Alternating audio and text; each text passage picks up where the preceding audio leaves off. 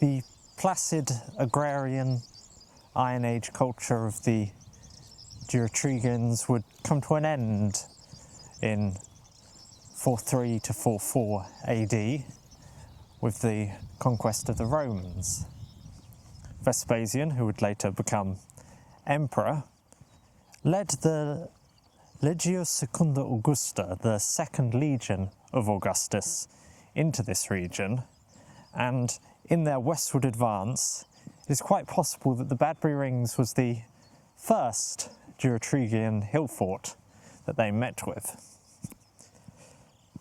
Now, whether or not there was actually any sort of fixed battle is an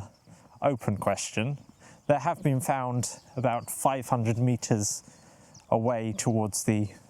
main road today, the Avenue of Trees, a ballista bolt, a Roman ballista bolt, and closer to the fort there's also been found a Roman javelin head, but this hardly suggests a full-scale battle,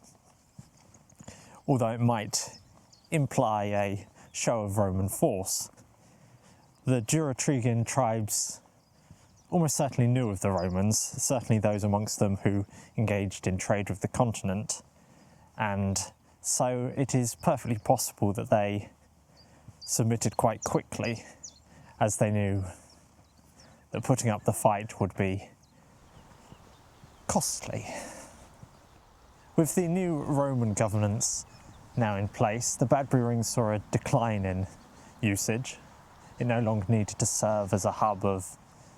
activity in the local area for the Durotrigian tribes, and the Romans set up a nearby town of Vindocladia with a Roman fort alongside it, which is about where the village of Shapwick is to this day.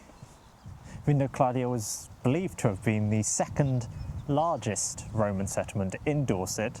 after Dunaveria, what is today Dorchester, the modern-day capital of Dorset, which lay in the shadow of Maiden Castle.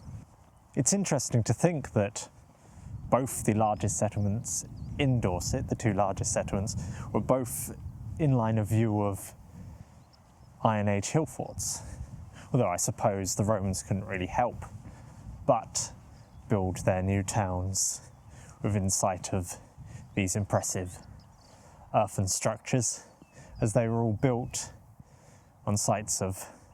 prominence in the land, and to be honest, if you were going to build a town, you'd struggle not to be in sight of a hill fort in this area.